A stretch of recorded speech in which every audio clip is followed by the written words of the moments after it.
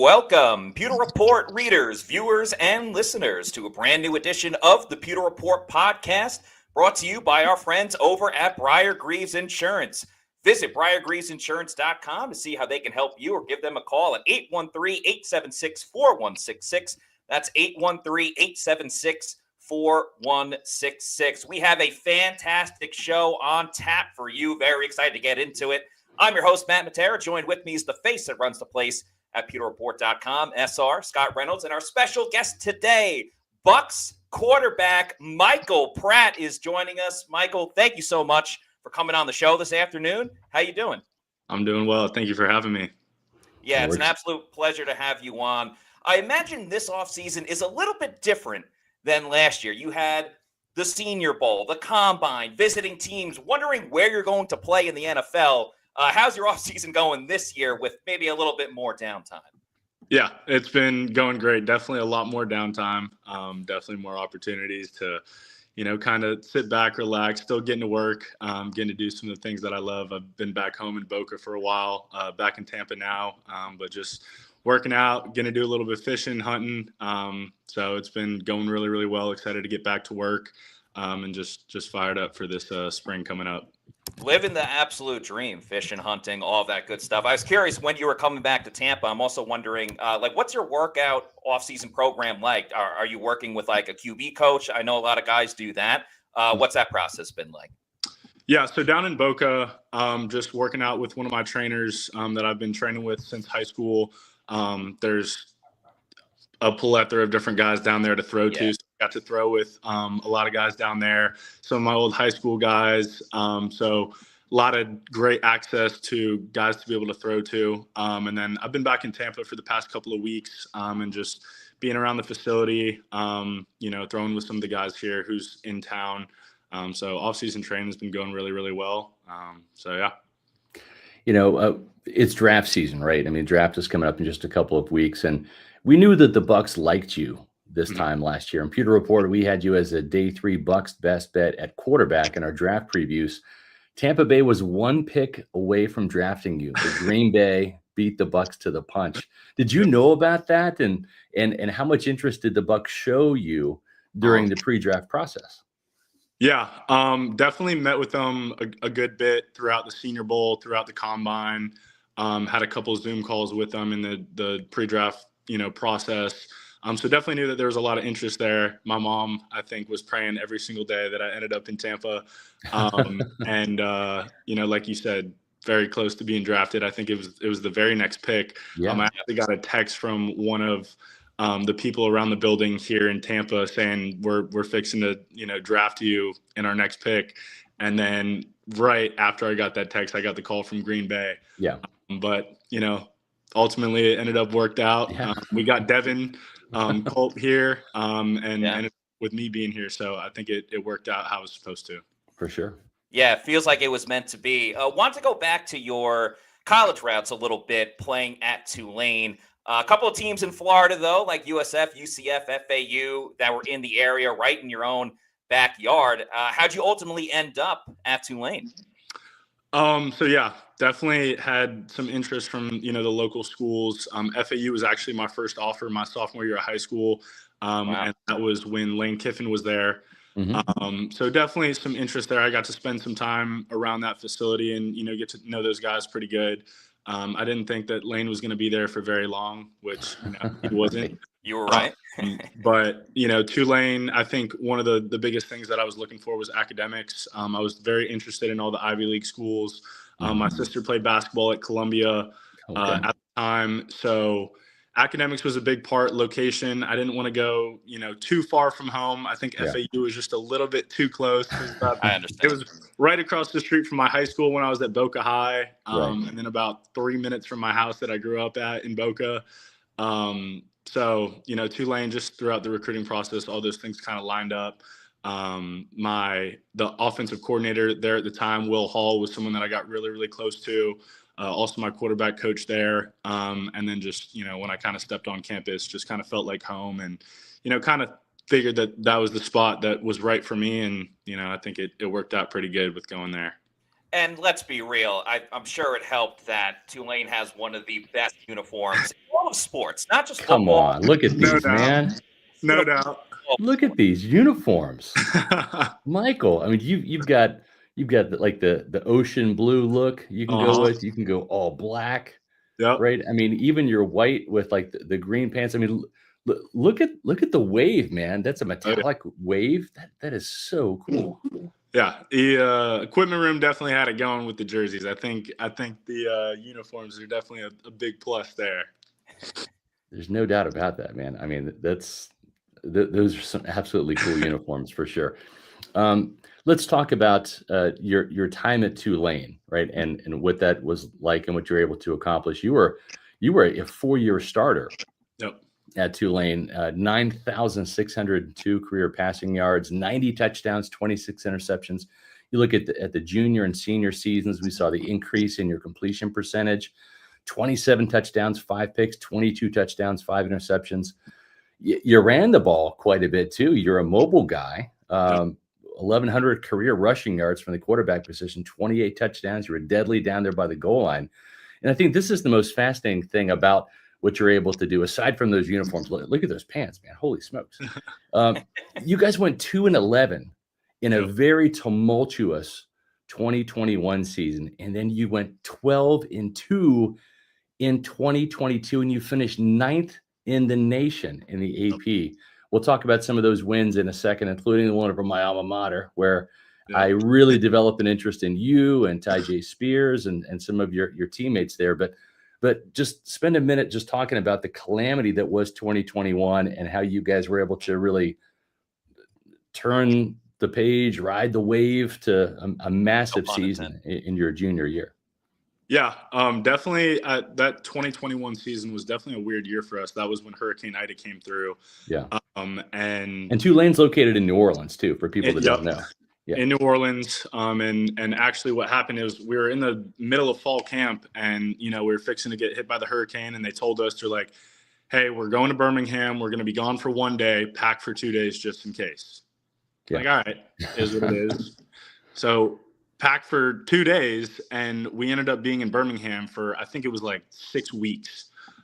Where we were staying in a hotel, all of Tulane athletics staying in a hotel. Nobody had a vehicle. We're driving to Tuscaloosa to go practice. We're lifting at high schools. Yeah. So there was a lot of madness, with school. It was all online, and it was just, there was a lot of uncertainty in it, and it was very difficult. And then, to start that season, we went to Norman to play Oklahoma.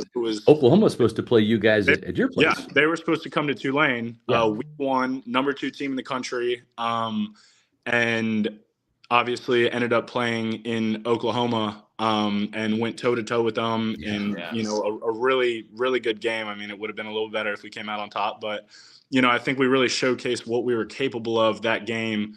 And then, played in Birmingham against Morgan State. I think we set an NCAA record for most players ever touching the field. I think we had I think every single guy on our roster, including walk-ons, everybody got on the field. Wow. So we were feeling pretty good about the year. And then, had some injuries early. We went to Ole Miss week 3. Yeah. And that was kind of like, all right, we showed what we could do week 1. We didn't, get the job done at the end. Then we, whooped up on Morgan State pretty good, kind of like a get-back game. Yeah. And we had a 3-hour rain delay. It was just horrible conditions in Ole Miss. And, we got beat pretty good. And then, had some of our key guys get hurt in that game. And, just throughout the rest of the season, I think we lost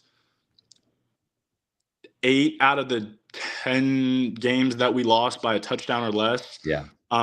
So it was definitely really difficult. But I think talent-wise, we were really, really talented. Yeah. We showed that early on. But we just, and I think that the leaders on that team, after that season, we played Memphis on a Friday, the last game of the season, and we all came in that following Sunday. We had a player-led team meeting.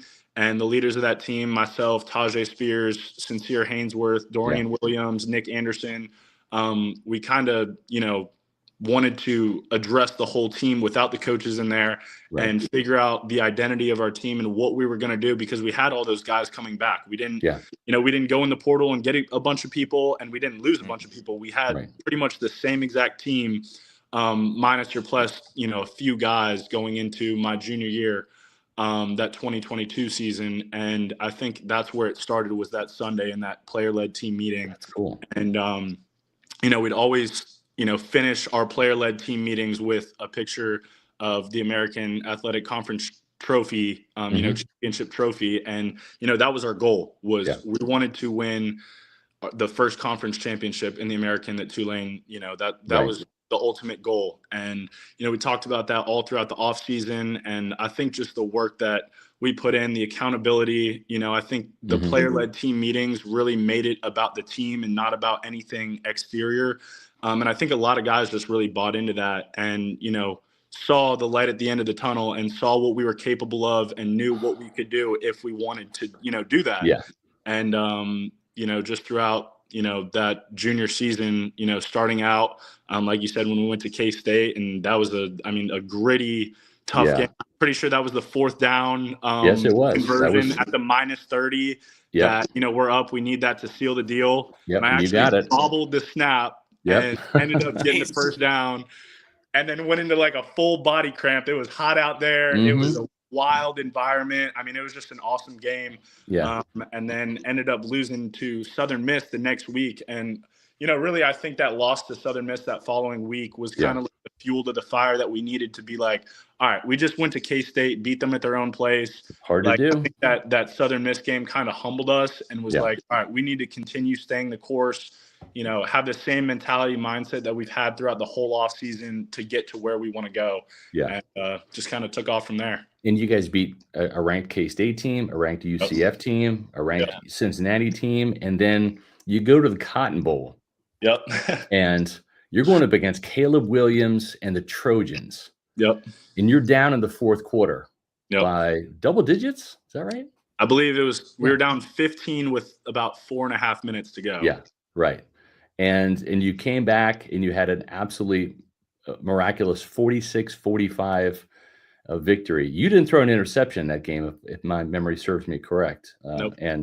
And your star cornerback picked off Caleb Williams, and that kind of helped. Darius Monroe. That was kind of the flipping point right there where we kind of turned it back. Yeah. Yeah. So just an amazing turnaround. And then your senior season started off really hot. You missed the Ole Miss game with the knee injury.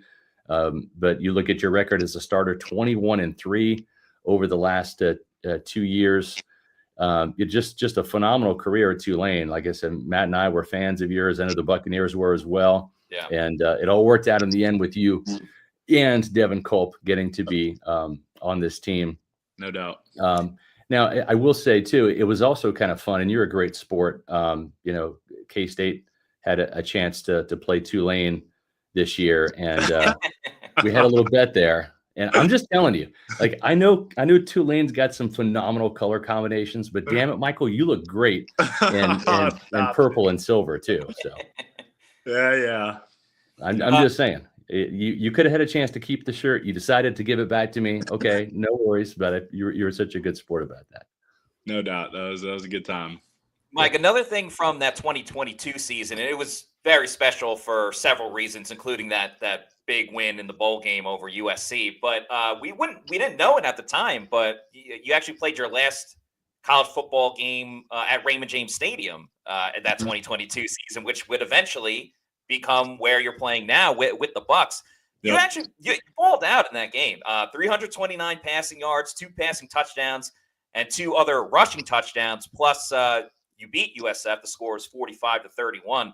Do you remember anything about that game? I know it was a couple of seasons ago, but it was a big time game for you. Yeah, no, that was fun. I think that was the only. I don't know if we played USF at Raymond James. I think that might have been the only time that I played them there. Mm-hmm. Might have played them there my freshman year. I'm not 100% sure, but yeah, that game. It was a close game there for a little bit, and then their quarterback, I believe, Bohannon. Jerry Bohannon. Yep, I think he fractured his collarbone or something in the middle of that game. And they were doing some work offensively, and it was kind of a dogfight there for a while. But just a hot Florida day in Tampa, humid. But yeah, always fun, playing in the home state, and happy to come away with the win there. One last Tulane question for me, then we'll kind of get into your draft process and eventually coming to the Bucs. But there's actually a pretty nice Tulane QB to Bucs connection with, as Yeah. GVOG says, Sean King, Ryan Griffin, and now Michael Pratt. Tampa Yep. loves the Green Wave. Have you ever met Sean King or Ryan Griffin? Griffin was here obviously a little bit more recently. Yep. So I've met Sean King around Tulane. He came to a couple of our games throughout the course of me being there, and then actually Ryan Griffin. I think he might have reached out to me. It was either my freshman or sophomore year, but I remember in one of the off seasons, my cousin drove me up. We came up to Orlando, and I actually got to work out with Ryan for a day. I think it was either my freshman or sophomore year. And then him and I just kind of stayed connected throughout the years. Awesome dude. Definitely some correlation, between the Green Wave and the Buccaneers. And actually, the Buccaneers have never won a Super Bowl. I learned this stat. Never won a Super Bowl without a Tulane quarterback on their roster. That's exactly right. So hopefully, that trend continues. So we'll see what happens, but definitely a good stat there. Well, and Ryan Griffin gave me a lot of crap when you and the Green Wave rolled into Manhattan and beat K-State too. So, I bet he did. Yeah. He's a bit of a cult hero here. Had some fantastic. At one point, he was like the longest tenured Bucs quarterback in team history. And good guy. In the preseason, he would just be Peyton Manning and just put up these crazy numbers in the preseason. But a lot of Bucs fans love Ryan Griffin for sure. Let's talk about your draft process. When you were meeting with teams, as we talked about, you were drafted by the Packers, but the Bucs were very interested in you. Mm-hmm. What do you remember about meeting with the Bucs brass, the front office, maybe at the combine, and things of that nature? There was a lot of interviews throughout Senior Bowl and Combine that I can't even remember all of them, but definitely a lot of interest there. I remember, like I said, definitely met with them at the Senior Bowl, at the Combine. I think I had a Zoom or two with Coach Lewis, just quick Zooms going over some offensive stuff. So I definitely knew that there was a lot of interest there, and definitely something that I was fired up about. I definitely wanted to be back down south, be in the home state. So there he is right there. So I mean, just part of the process, and You had a very impressive Senior Bowl, in our opinion, and you were getting projected to go earlier on day 3 than where you did in the 7th round. Were you surprised by that at all? Yeah, I mean, the draft is a crazy thing, and there's so much uncertainty in it, and especially when 5 quarterbacks went in the first round. I was like, okay, that means there's maybe 1 or 2 before me, and that could happen earlier than expected. And then there was just a big lull in those mid rounds, and but that's just a part of it. And I feel like God's got a plan, and I think that it ultimately worked out just how it's supposed to be. And I think obviously you want to go higher in the draft, but I think once you get your foot in the door, it's kind of up to you, and you got to showcase what you're capable of. And if you're a guy if you're a dude, then you're gonna be around. So. Yeah. So you get drafted by the Packers and you go up to Green Bay. You've got some exposure, obviously, to Jordan Love and head coach Matt LaFleur. What did you take away from that experience up there, the OTAs, the training camp, and the preseason with the Packers? Yeah, it was awesome. Definitely after a long year of, that after the, rookie year, they always say is the longest year of your career. And that's definitely the truth, from going from, your last college season and then going straight into training and going into the Senior Bowl and going into the Combine and having Zoom calls every day. And, it's definitely a lot, and it's very taxing. But, I was fired up to be there. I think that OTAs and camp, I thought everything went pretty well, and, not too much that I didn't expect, and definitely had a great locker room up there and got to know some really cool guys. And, Jordan and Sean Clifford, awesome dudes, got to spend a lot of time with them and definitely learned a lot from them. And had a lot of great opportunities. And, like you said, with Coach LaFleur, he's a great dude and a great coach, offensive genius. So definitely, a lot of things to be taken away from that whole experience. No doubt about it. What was that range of emotions like for you? You get drafted, you're in the NFL, you're getting a little bit of taste of it. And then unfortunately you get let go. I'm sure a lot of things were running through your mind, only to, get that call from the Bucs not long after. Yeah, it was definitely just trying to figure it all out, and had a couple teams that were pretty interested, and I was kind of deciding between Tampa and Tennessee. I had two of my teammates from Tulane at Tennessee, Jaquan Jackson and Tajay Spears, and Yeah. they're blowing my phone up. Come to Nashville, let's go.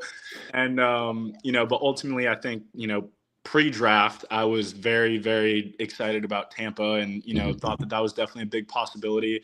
And I think just the opportunity here, and to get to learn from someone like Baker, who has had a crazy career, and like what he's done in the past couple of years being here in Tampa, and how he's just thrived, and his play style and who he is and how he's a competitor, is something that I think we have a very similar play style in a lot of ways, and just was super excited and thought that this was the best opportunity to come here to Tampa and be able to try to perform here, and just thought it was the best opportunity for me. So it was a pretty easy pick.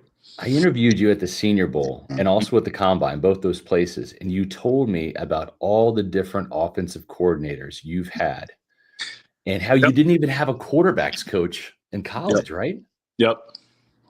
Just kind of expand on that. Just let our audience know about that, because it's kind of a crazy story. How many systems you had to learn in college, and then the pros and cons of that, right? Yeah. So I really started. I played one season of football when I was really young, but I really didn't play until I got to high school. And I had 4 different offensive coordinators in high school. Actually had 5, because there was some coaching changes. So I had 5 and 4 years in high school, and then college I had 4 years, 4 different offensive coordinators. And then in the last season, between Tulane, Green Bay, and Tampa, in a full calendar year, I had 3 different offenses that I was running. So, this will be my 10th year of playing football coming up, and my 13th offense. So I think that there's a lot of, pluses and minuses to that. I think that you get exposed to a lot of different things. Also having to adapt, having to learn, and kind of find the tools to be able to do that. I think the downside of it is it's hard to kind of get into rhythm and kind of feel really, really comfortable. And one of the big things was throughout every offseason was I couldn't really fine tune the smaller details in my game, because I was fixated on learning 70 new formations and 20 different motions and all the different protection calls and everything that comes with it. So I think it has its ups and its downs, but I think that just take it as it is and keep pushing. Honestly, that's insane. But credit to you for, persevering. That's adversity right there. That's persevering through a lot of different stuff. And really, I think the only person that can kind of rival you with all the different coordinators and offensive systems is Baker Mayfield. He had that with Cleveland, a different play caller every year, then certainly bounced around. And, even with the Bucs, he went Dave Canales and then Liam Cohen, and it'll be Josh Grizzard this year. Have you spoken with Baker about that at all? Just kind of the similarities in that aspect between you and him? We've joked about it before. We haven't gone into depth about it, but I kind of just asked him, about his experience in it, and he just kind of said you just kind of got to take it on the chin and get back to work, and you got to control the controllable. So my parents always told me, and everything is attitude and effort, and ultimately you don't have a choice, because you don't get to pick who the coach is. And when a new one comes in and you got to learn stuff, if you have a good attitude and you have good effort, you can control all that you can control. So that's just kind of been my mindset through it, and just I got all my flashcards here trying to learn all these new formations that we got putting in. So I've definitely fine-tuned all the new ways to memorize things and all of that. So. Well, and of course you get to Tampa and they switch offensive coordinators after 1 year, but at least the system's staying the same. What did you learn from Liam Cohen last year? And just kind of talk about your experience, because you and I have talked about it in the locker room. It's like, it's like jumping on a moving train, because it's like you're here, you didn't go through OTAs, there's no rookie minicamp for you, there's no training camp, there's no reps in the Bucs offense, there's no install.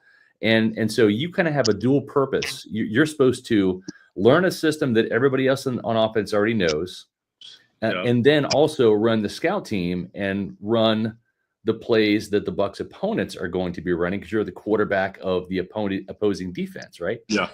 Just talk about that. Yeah, so that was definitely, a little bit difficult when I first got to Tampa, just because, like you said, I didn't have the offseason, I didn't have OTAs, I didn't have the summer, I didn't have fall camp and the preseason to, an NFL offense, especially from the quarterback perspective, is very difficult. And it's more than like from the outside perspective of what you think about is, just memorizing, the routes that they're running and this and that. But it's all the little things, the, formations, where guys are supposed to line up, because ultimately as a quarterback, you got to make sure everybody's lined up. You got to make sure your protection's right. You got to make sure that all those little things that most people don't even think about. So when I first came here, not having the offseason and, getting here right at the start of the season, it's not time for, asking questions about, what I didn't want to be that guy in the quarterback room asking a million questions. So I kind of had to learn everything from the top down rather than the bottom up, right. Which definitely made things a little bit stressful and a little bit difficult. So I had to,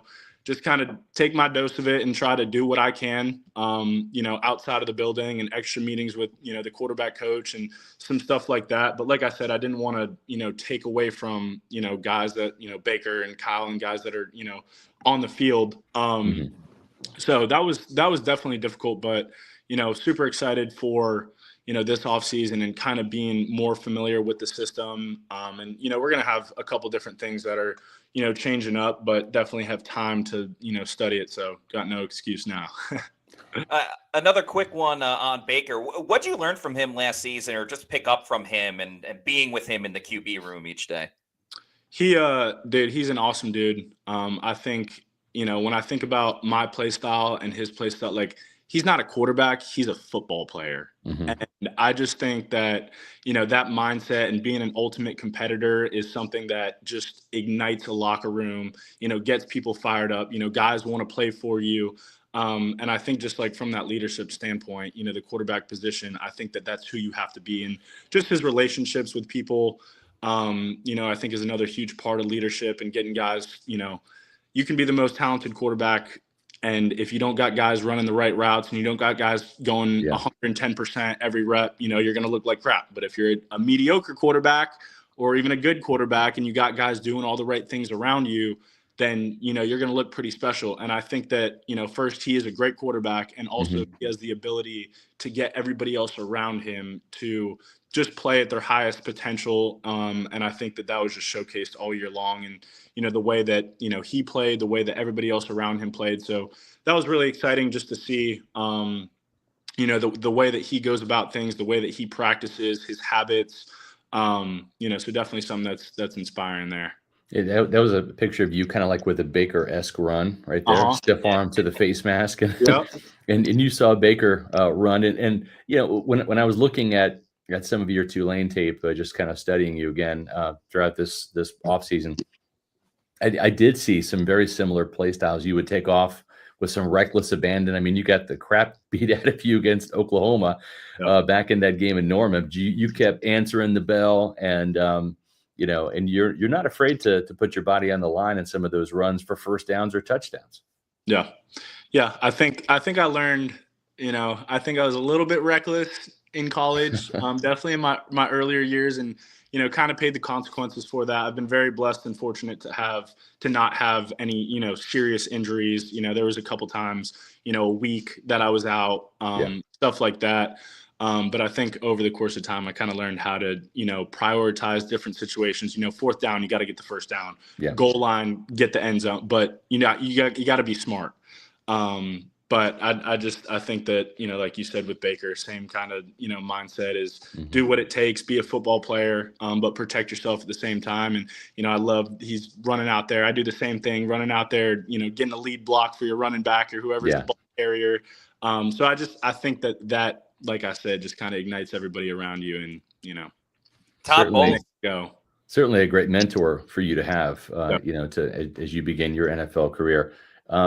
Tell us about the Bucs offense from your perspective.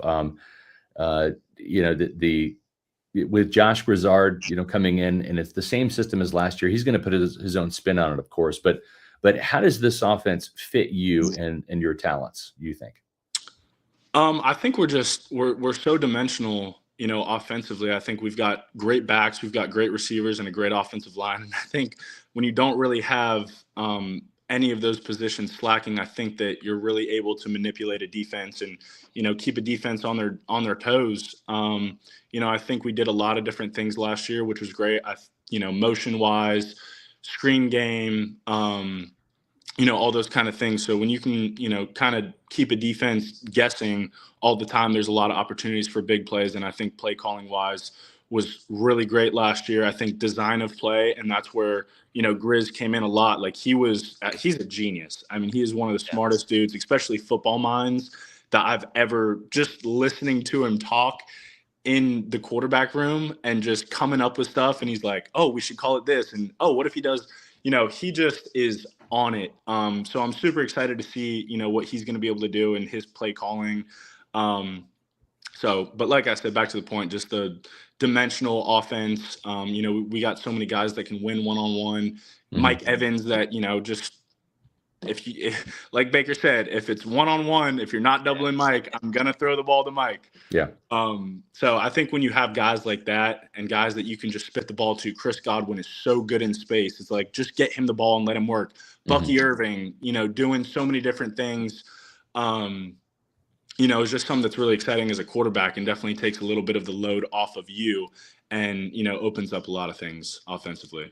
That's got to be a quarterback's dream, right? Mike Evans is a future Hall of Famer. Chris Godwin puts up numbers where they're at an all-pro level. And then you look at the season that Bucky just had. I mean, I'm not going to say it's easy, but it certainly has to make your job a little bit easier when you have those guys.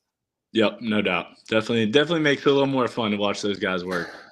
And what were your interactions like with Josh Grizzard last season? And but based on what you were saying with Grizzard kind of, thinking about this or thinking about that type of option, sounds like the offense, while yes, it was Liam Cohen calling the plays, it sounded like a very collaborative effort from every coach, and sounds like the quarterbacks too.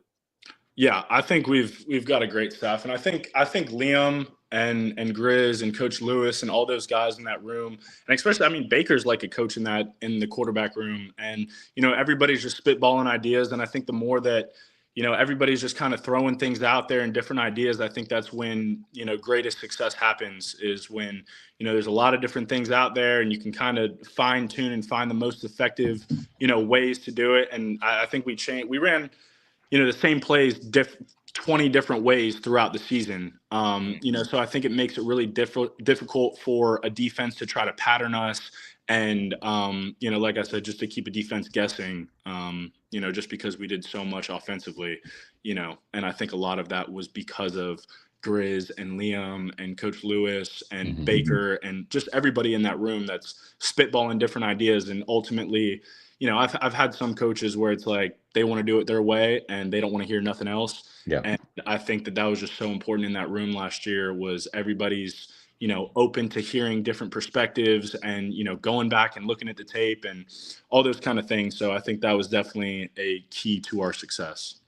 When you look at last year, to me, offensively, I think the most impressive statistic out of them all, and you guys put up a ton of points, right? But you only had one game. It was early in the season against the Broncos, where you scored less than 20 points. Even without Mike and Chris, and even the Monday night game, Jalen didn't even play against the Chiefs. Yep. And you scored at least 20 points in every game of the year. Unfortunately, 20 in the final game wasn't enough. But I'm just saying that from a consistency standpoint, that just speaks volumes about how successful this offensive system is. Yeah. Yeah, 100%. And I think if you were sitting here talking about a college stat, I'd be like, yeah, that's pretty good. But talking about consistently putting up, a minimum of 20 points a game in the NFL throughout the course of a long season, injuries with some of your top guys, that's something that's super impressive and, definitely gives a lot of people throughout the whole locker room and organization a lot of confidence in what we're able to do.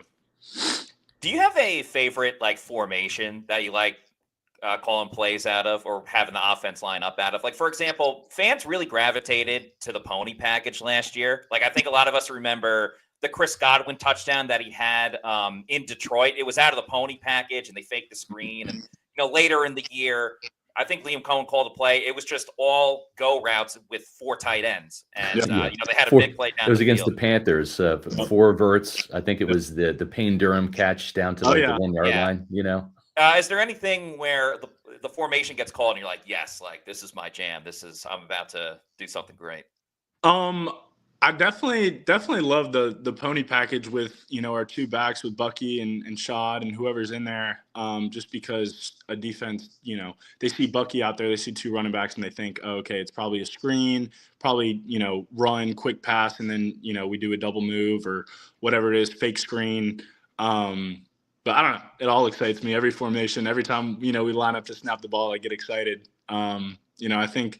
Reduced splits, 2x2 or bunch 3x1 with different motions, I think makes it tough for a defense to they have to react quick and have really good communication.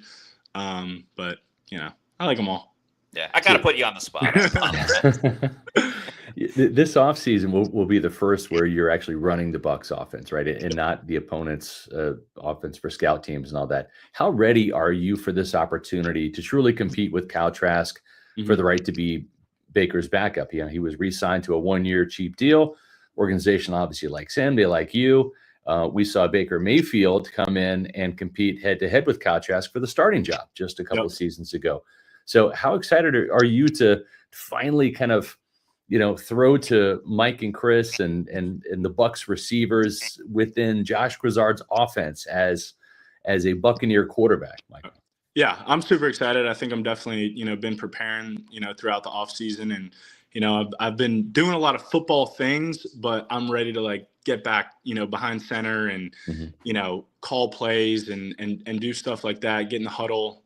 So I'm super fired up, I feel like I'm very prepared. And, I'm counting down the days. I feel like it's been a long off season. The days are long, but the weeks go by fast. But just super stoked to be able to, like you said, throw to those guys and, run our actual offense and just, become a better quarterback every day.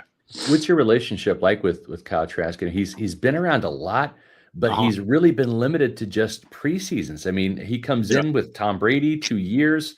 Brady doesn't miss a single start, much less a snap, and then the same thing with Baker. I mean, he's pretty much been relegated to just preseason snaps. And I think he's coming off his best preseason, but it doesn't have. It's not like you're coming in going up against Joe Flacco, like an experienced backup who's been a previous starter in this league. But what's kind of the tail of the tape, and what's your relationship like with Kyle?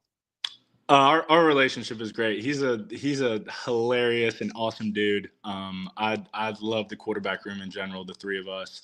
Definitely love getting to spend, time with him on the field and the quarterback. He just got married too. He did. Just got married. He actually he was in the facility today. So it was the first time I've seen him this whole off season. But just an awesome dude. I think he's a heck of a football player.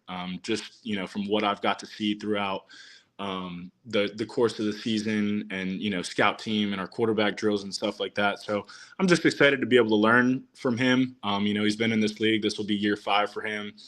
And I just think the camaraderie between the group and, the way that everybody pushes each other, because ultimately it's not about me. It's not about, Kyle, it's not about Baker. It's about the team and, whatever we can do to be more successful as a team. So I'm just super excited for that opportunity to spend more time with those guys and learn what I can from them. So yeah, I'm excited. I'm curious. You talked earlier about when you came to Tampa, having to, do extra things after practice just to get up to speed with the offense. What other Bucs wide receivers were you working with at the time, kind of building that chemistry along the way? At the time, like during the season? Yeah, like during the season, like when you first got there, things of that nature. Yeah. Well, it was more of the practice squad guys, the guys that are running scout team, because they're trying to do the same thing. They want to line up in our formations and run our plays. So, after practice, it was, Quez Callaway, Tanner Canoe, Dennis Houston, most of our practice squad receivers that were majority just getting scout team reps. It'd be after practice, hey, let's take 20 minutes and let's, line up in some of our formations. Let's look at the call sheet of what we ran during practice today. And, let me be able to get that footwork and make that throw, and you run that route. And, those were the majority of the guys that were doing the extra work. You were a 4-year starter at Tulane, right? And you played in high school. How difficult was it not to play quarterback in games last year and to be on the sidelines and not suit up? How difficult was that for the first time in a long time for you to not even put on the uniform? Yeah, it was different. I don't want to say that it wasn't necessarily easy. It was just different. But I think that being on the sideline every game and, having the mic and hearing the play call and trying to get mental reps, I think there's an opportunity in everything that you do. And I just, try to take that opportunity and run with it. And, ultimately having in the back of my mind is, being prepared. And, I could be 2 snaps away, from being in that position and wanting to be prepared for that opportunity. And, Lord willing, I didn't have to do that last year. Right. I didn't have to suit up, and, our guys stayed healthy, which is best case scenario. But definitely just looking forward to this offseason and what I'm able to do. And, just trying to get better every day and take advantage of whatever I can. And going into the 2025 season, you have any specific goals that you're working on? I don't know about specific. I just think, like I said, being prepared. I kind of know what the off season looks like. After, when I first got to Green Bay and, started OTAs, I didn't really know. I mean, it was my first time doing it, so I didn't really know what the process was, what it looks like, the tips and, tricks to be on top of stuff. But now that I kind of, know what the process is like, I know how I can maximize my potential. And, like I said, when I'm just, chilling here and hanging out, not doing much, I'm looking at my flashcards and, thinking about protections and watching a little bit of film. And I think one of the biggest things is throughout the off season is learning about, Coach Bowles' defense. I think that's something that, Kyle's done for 4 years, has, majority of his football has been going against a Todd Bowles defense. Right. So I think, and I've talked with him about it, and he's done a phenomenal job of helping me out with, protections and seeing defenses and our defensive blitzes. So I think those little details will help prepare me for the spring when ultimately we are practicing against ourselves. When all hell breaks loose, because Todd Bowles loves to send pressure. Oh yeah. Oh yeah. Yeah, it's going to be coming. And the other thing too is Todd's even said that. He's told us, he's like, I have to get Josh Grizzard ready as a play caller, so I've got to throw the entire kitchen sink at him to prepare him for all the pressure packages he's going to see on Sundays. And I think you're going to see him too, because you're a quarterback in Josh Grizzard's system. No doubt. One of the cool things I think happened last year. And it kind of raised some eyebrows, because on Saturdays they have the practice squad elevations and all that, and you actually got elevated from the practice squad for a couple games. Now you still remained inactive, but Jason Light kind of did you some financial favors too, right? I mean, he purposely elevated you a couple times to give you some raises, because when you're on the game day roster, you're not making practice squad wages that week. You're making NFL money that week, right? I mean, that happened a couple times. How did that make you feel? That catch you off guard? I'm sure you appreciated it, right? Yeah, no, it was something that we talked about, because it was a week, I believe it was week 7 or 8 when we played Baltimore. I had a couple teams call in trying to sign me to the 53. And it was like, I really want to stay here in Tampa. And it was kind of, if we got through that game healthy, they were going to sign me to the 53 here. And then that's when, Mike hurt his hamstring, Chris got hurt. I think we had 1 or 2 other guys that, got hurt but weren't going to be put on IR. So there wasn't extra roster spots because we had to bring guys up. So we worked out a good deal between, us and the team, where I could, continue being here in Tampa. They, definitely got me a little raise, and we figured it out. So it was also just good to see that the interest that they had, and it wasn't just kind of if they want you, you can go. So I think that they were serious about did a keeping lot. Yeah, so I think it did a lot, just knowing the interest that they had in me, and definitely very appreciative of, like you said, what Jason did, and just that we were able to work it out, and I didn't have to go learn my fourth offense. Yeah, right. That's exactly right. So we talked a little bit before we jumped on the show here about the Bucs draft plans and all that, and Todd Bowles has made no secret he wants some more cornerbacks and all that. And you went up against a guy that they're interested in. They're heading for a top 30 visit, or actually a top 30 visit coming up this weekend, actually. Yep. And that's East Carolina's Savon Rebel, number 28. You played against him, I want to say, in 2022. Okay. At East Carolina. He had a pass breakup on you. That was a game, very hard-fought game, very similar to like the K-State game where you guys, I think, won 17-10 against East Carolina. What do you remember about him? He's a long, tall cornerback.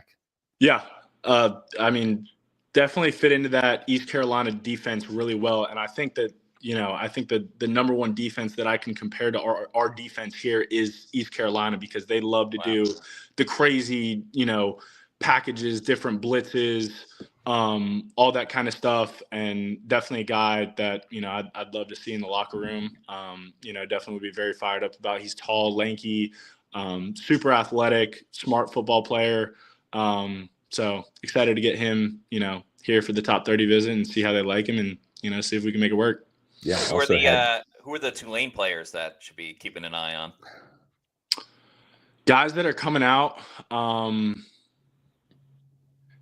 Josh Remitich, one of our offensive linemen, right guard. He was there. He came in my class.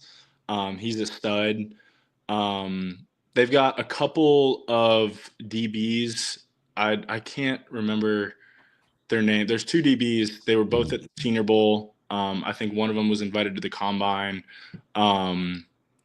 Rensaw and Caleb Rensaw. And there's one more that have had really good. They had a really good year last year, and have put together a good offseason. So, yeah. Speaking of Tulane, you actually got to go back home to Tulane, not the way you wanted to last year, but tell us about that, because that was a wild experience, right? When the hurricane rolled in and you guys had to go to. I don't know what it was, dude. It must have just been a crazy coincidence, because I think we let it out of here on like a Tuesday. Yeah. And ended up, it was the 1 week that we're playing in New Orleans against the Saints. We had a hurricane here. We got to evacuate. And then ended up practicing at Tulane all week, which was super awesome. Getting to, be back there. I didn't think I was ever going to, be practicing on that field again. So it was just super cool to get to see all those guys and be back in the city, obviously, get the win. And, and then they came down and played the Gasparilla Bowl here at Raymond James. That's right. So got to see him there too. So it was weird. It was a cool coincidence. Yeah. And speaking of that Saints game, 277 yards rushing by Bucky Irving, Sean Tucker, etc. Just an amazing offensive outburst in the game that you guys jumped up on the Saints early, and then we're down at halftime, and then came back and whooped them like that. That's crazy. Which NFL teams did you follow growing up and watching football? Who are you a fan of? I loved watching Drew Brees growing up. I didn't have really like a specific team. I kind of more liked players, and I would support that team because of a player that I liked. But my dad was a diehard Cowboys fan, so I supported the Eagles and the Redskins and the Giants, just to kind of jab at him a little bit. Yeah. But yeah, it was more players over teams. One of my best friends is a huge Ravens fan, so I liked watching the Ravens growing up, watching Ray Lewis and some of those guys. So I wouldn't say that I had a very specific team, but just enjoyed watching football in general. My son Logan is a Ravens fan, so that means I failed as a parent. I brought him to Buccaneer training camps. He's met like all of the legends and the greats, even when he was on playing Pop Warner and I was his coach. I'd bring Buccaneer players out for a visit, and he likes the Ravens, and he had a hell of a time in that Monday night game, let me tell you. That's funny. Were there any games last season where the Bucs won that kind of stood out to you a little bit more? Maybe one that fans watching maybe didn't know, but behind the scenes, it just meant a little more. Maybe, beating the Eagles early in the season, or that road win against the Chargers was pretty big at the time too. Yeah, I would say that Eagles game, dude. I mean, they just watching film and personnel wise, and clearly they showcased it all year long and into the Super Bowl. Yeah. And I think just coming out of that game with the win and the way that we operated early in the season, I think that was the most exciting. Kicking things off right, and just kind of seeing what we were capable of with some younger guys out there on the field, and that was definitely a good motivator for the year. Kind of got the Eagles number, and you're going to be playing them again in Tampa. They're the only playoff team from last year that will be coming to RayJay. So that'll be an exciting game to play them again. And we're excited to see you out there on the field in the Bucs offense. Yes, and sir. just a few short weeks, really, just after the draft is when your on-field program starts. I'm sure you're excited about that as well. Yes, sir. Kicking up quick, so excited to be out there. All right. Michael, really appreciate your time. Thank you so much. It was great to hear your story. And again, we're looking forward to covering you and your teammates in very, very short order here. So there he is, folks. Michael Pratt, thank you so much for joining us. Thanks a lot. Thank you so much. Look at those uniforms. My gosh. It makes me want to go to Tulane too. Holy smokes. I mean, even these uniforms, when they're beating my Wildcats, I mean, you got to love that ocean blue. That's phenomenal. Thanks so much, Michael. Appreciate you. Thanks so much. Yeah, have a good one. Thanks, you too. That's I'm telling you, man, when I play college football, I hate to say it, but I do play with some Tulane uniforms, man. Why not? I mean, it's awesome. It's fun. Yeah. And a lot more fun since K-State got the win against Tulane and it didn't get swept from them. So, but we really appreciate Michael Pratt. I got a chance to know him in the locker room, and just a really, really good dude, smart player. A winner, kind of like one of those guys that has moxie, Yes. And that's something that he's got the Todd confidence you want in a QB. Yeah. I mean, he's not the number one overall pick. He doesn't have Baker Mayfield's arm. He's not Baker Mayfield. In that first round, top of the draft, Heisman Trophy winner guy. But when you're looking for the traits in a quarterback, certainly as a backup, and we'll see what his eventual ceiling is as a quarterback in time. But I mean, I was pretty excited when the Bucs ended up getting him, and I believe you were too, Matt. It's funny because we've talked about this before, that like Todd Bowles has described Baker as a quarterback's body with an offensive lineman's mentality, and you kind of get that a little bit with Michael Pratt and his playing ability. And now coming to Tampa, I'm very excited to see how he'll look in this offense in training camp, because he didn't get any of that last year. So it'll be fun to see. Yeah, exactly. We have a couple super chats to get to. We'll get to some news here to round out the show from Kevin Martinez, $10 super chat, Matt. Yeah, thank you to Kevin, who says, Kevin Martinez, I have you guys had a chance to check out the recent top 30 visitor Alec Ayaminer tape. I get Godwin Evans hybrid vibes. Too bold. Love the show. If Michael Pratt's on now, you're a savage. Yeah, I mean, I like him. You go back to that Stanford Colorado game. That it was like a double overtime or triple overtime game, whatever it was. I think he had 10 catches or 13 catches, 294 yards, 3 touchdowns, and he actually smoked Travis Hunter a couple times in that game. That's kind of his calling card game. That was his breakout game. So definitely an interesting day 2 guy, bigger receiver, 6'2", about 206, 4.44 speed. Kind of a sleeper a little bit, just out there at Stanford. The numbers went down last year because the offense was putrid. I mean, it was a terrible offense. His better tape and film and numbers was from the 2023 season, but still a very good receiver.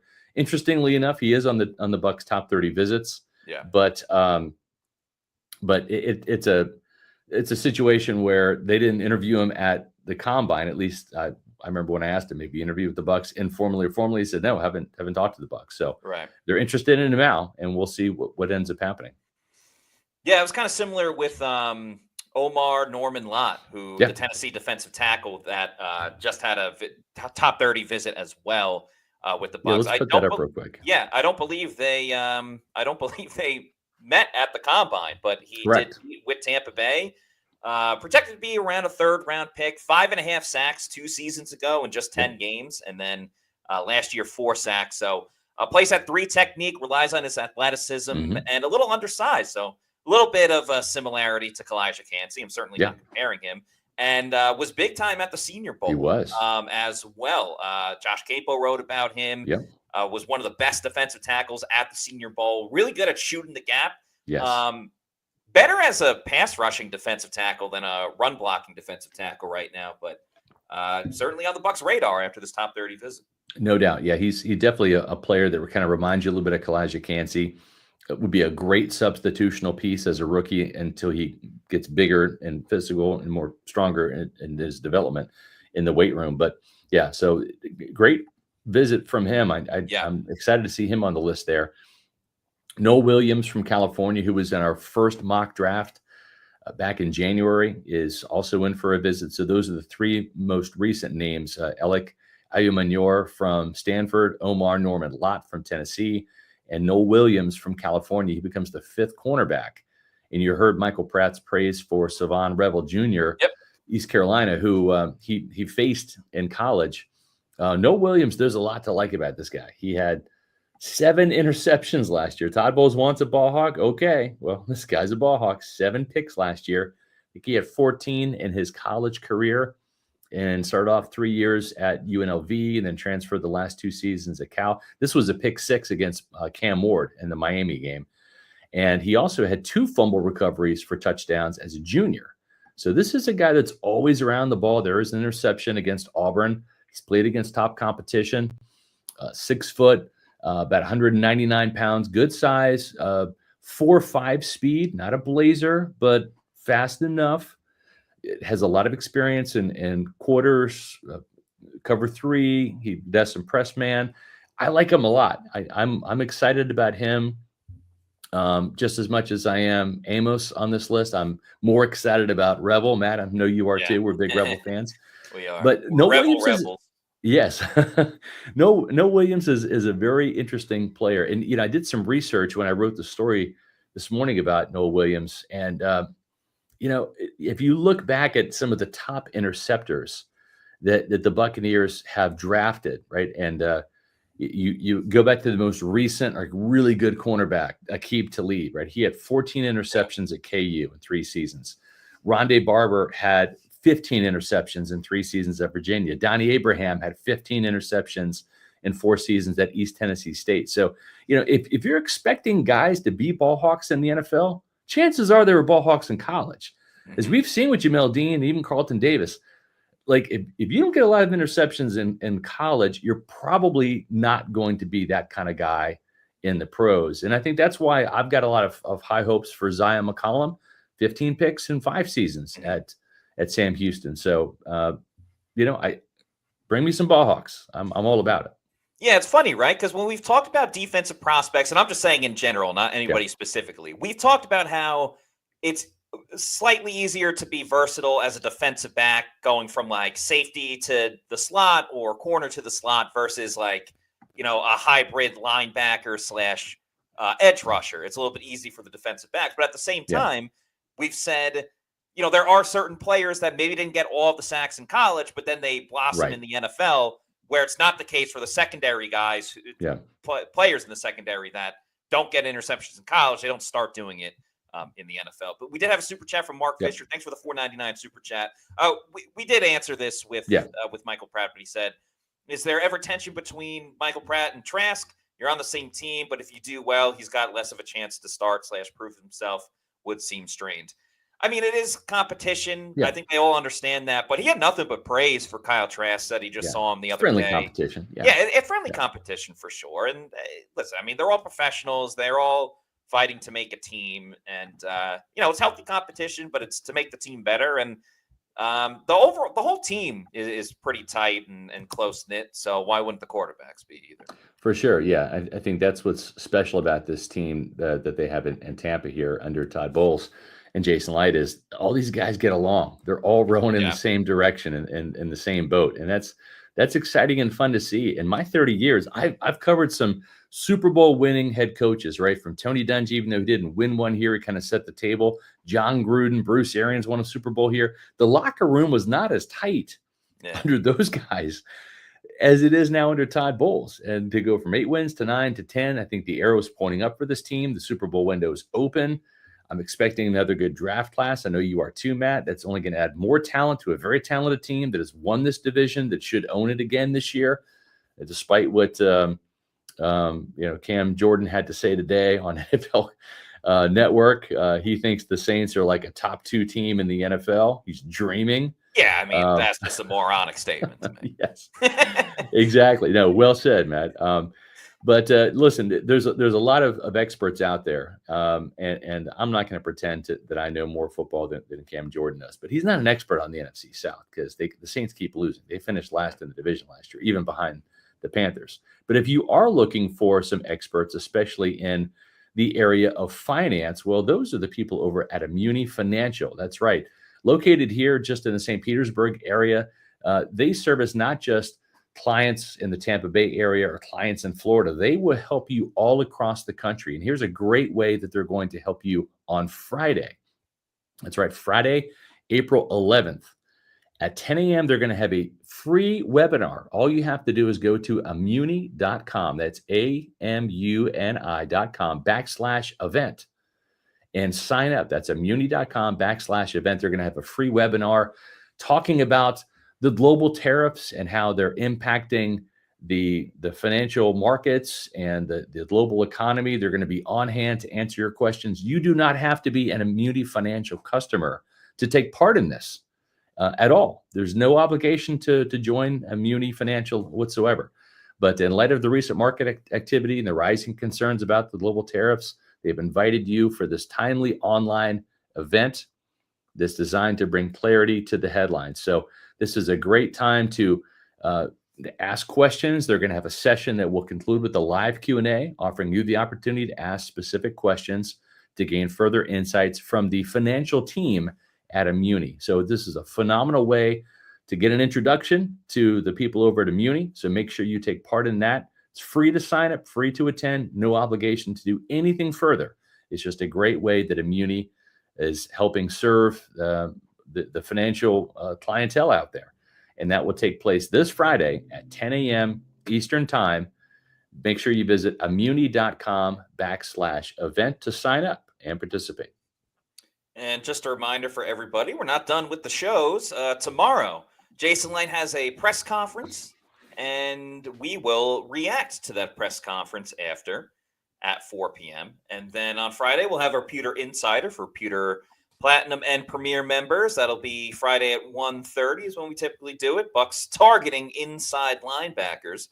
And also thank you to our Pewter Platinum members, Scott Federico, Rayful Gordon, Noah Parse, Scotty J, Dave Anderson, Hezo813, Ash, Fishpool, Joel L. Rican, Sam, John Dale Morris, Zap Brannigan, RP89, Eric McMillan, Connor For Reals, Zach Jarvis, Kevin Thomas, and Mario Thomas. Thank you all so much for your support of PewterReport.com. We appreciate that. And then on Sunday, another Bucs Live mock draft. This time they're going 2 rounds. That's Josh Capo and Adam Slavon.